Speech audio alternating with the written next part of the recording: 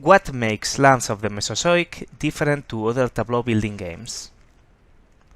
Well, in Lands of the Mesozoic, your tableau represents a dynamic ecosystem. This is a combination of habitats and animals that depend on each other to survive. And because the theme of the game is the Mesozoic, this covers a very long span of time, which means that the species will appear and disappear, as it happens in real ecosystems. This is represented in the game by two rules that need to be checked at the end of each round. So the first rule is the so-called food chain balance. This rule says that any row has to have less cards than the row immediately underneath. So, in other words, there has to be more lands than herbivores and more herbivores than carnivores. In this example, we have a balanced ecosystem because there are 4 land cards, 3 herbivores, and 2 carnivore cards.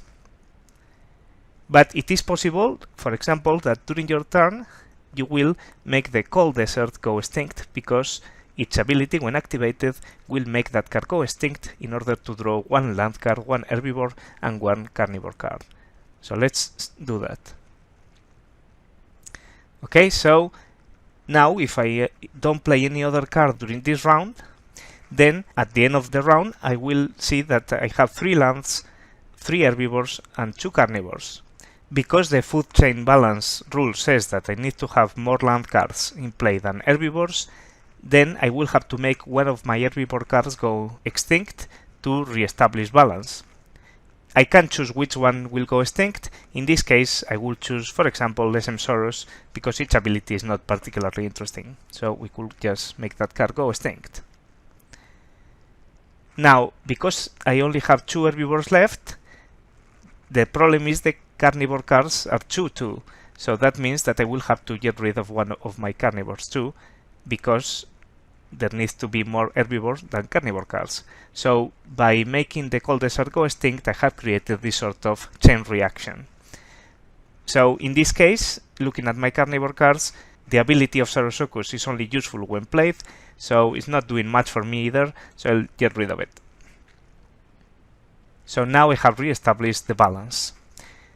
This might seem like it's a bad thing to get rid of some of your cards in your tableau, but sometimes you will do this on purpose so you can play more cards that you have in your hand. Remember that all the cards that go into your extinction pile will count at the end of the game for your score. So if some cards are in your tableau not doing much for you, they are not being particularly useful because they don't have an ability that you're using, or the type of card that they are is not useful to play the cards you have in your hand, then it's good to make a space to be able to play other cards in their spot. So the food chain balance just represents the fact that you need to have more of the animals that are at the bottom of the food pyramid and less animals at the top of that same pyramid. The other rule that also needs to be checked at the end of each round is something called overgrazing. This represents the effect that herbivores can have in the environment. So this rule says that when the number of herbivores in play minus the number of carnivores in play are 3 or more, then you will make a land card go extinct. This represents herbivores in the environment reproducing without control because there is no carnivores to keep their numbers in check. So once again, when the number of herbivores minus the number of carnivores in play is 3 or more, then one card in your land row will go extinct. In this example, there is only 2 herbivores in play and 4 lands. That means that there is no problem with overgrazing.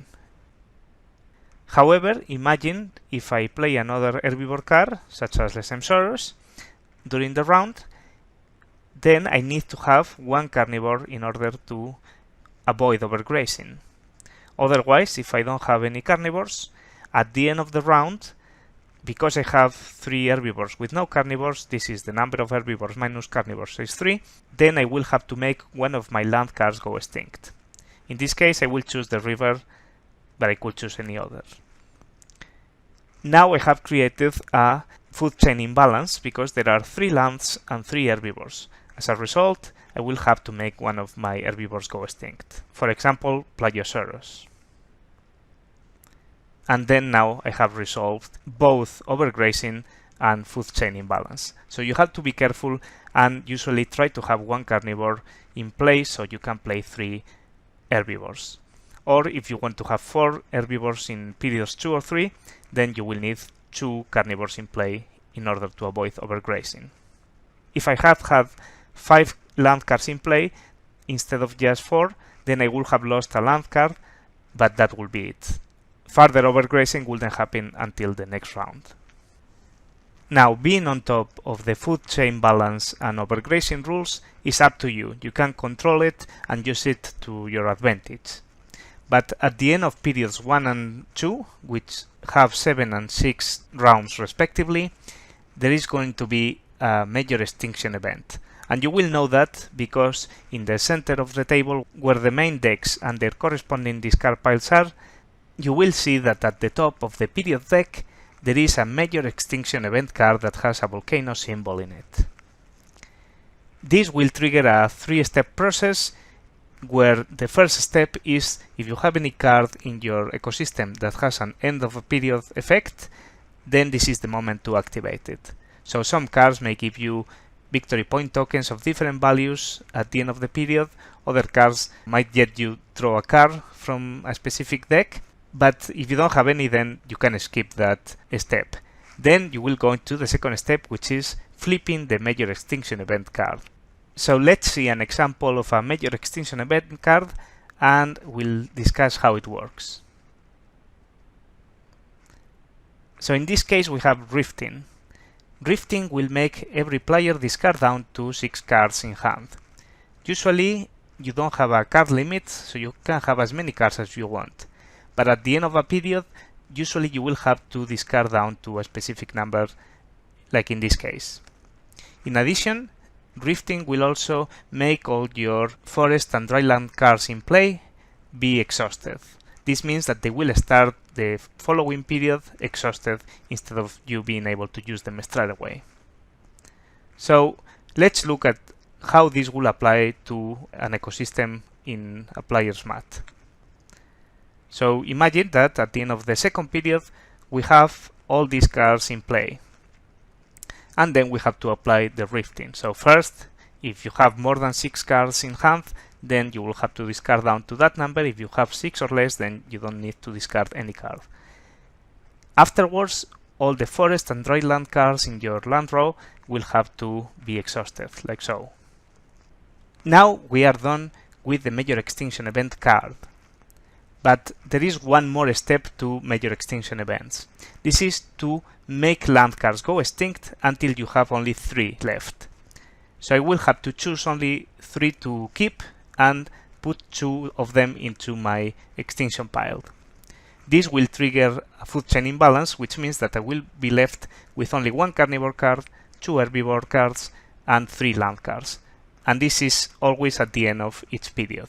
So at the maximum, you will have 1 carnivore, 2 herbivores, and 3 lands at the beginning of the following period. So in order to choose which cards you will make go extinct, you need to consider what you want to do in the following period and what cards you have in hand. In this case, I'm going into period 3, and there is a race goal for the first person to fill the carnivore row. So it will be interesting to try to play those 2 other carnivores, because I will only be left with 1, before any other player. That will get me 2 victory points.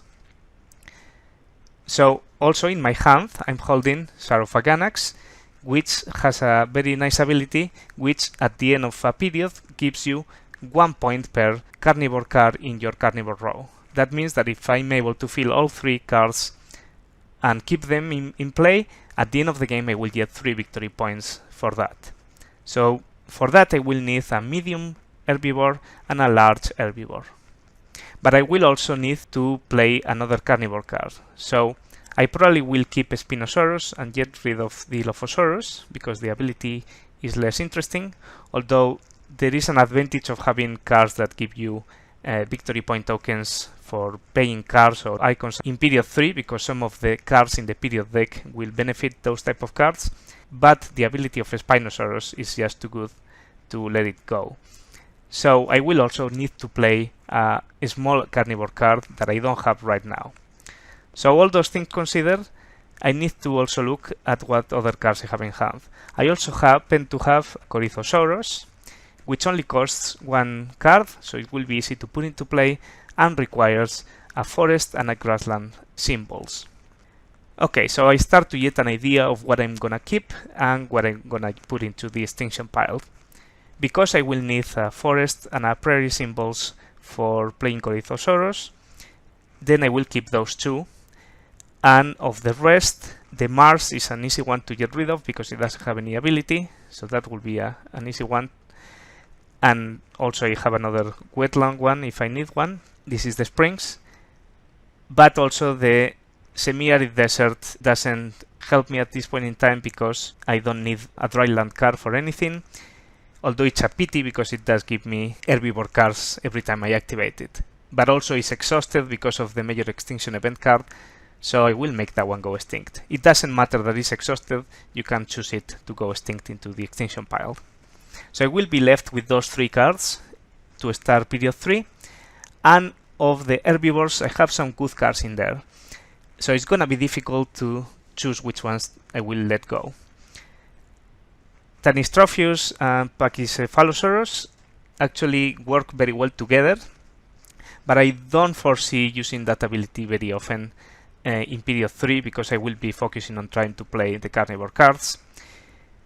Brachiosaurus gives me a carnivore card every turn, which I will need if I want to draw a small carnivore, and Longisquam is a small herbivore that I will probably need if I want to play a small carnivore. So I'm interested in keeping a small herbivore and I don't have any in my hand, so I probably will get rid of those 2 cards.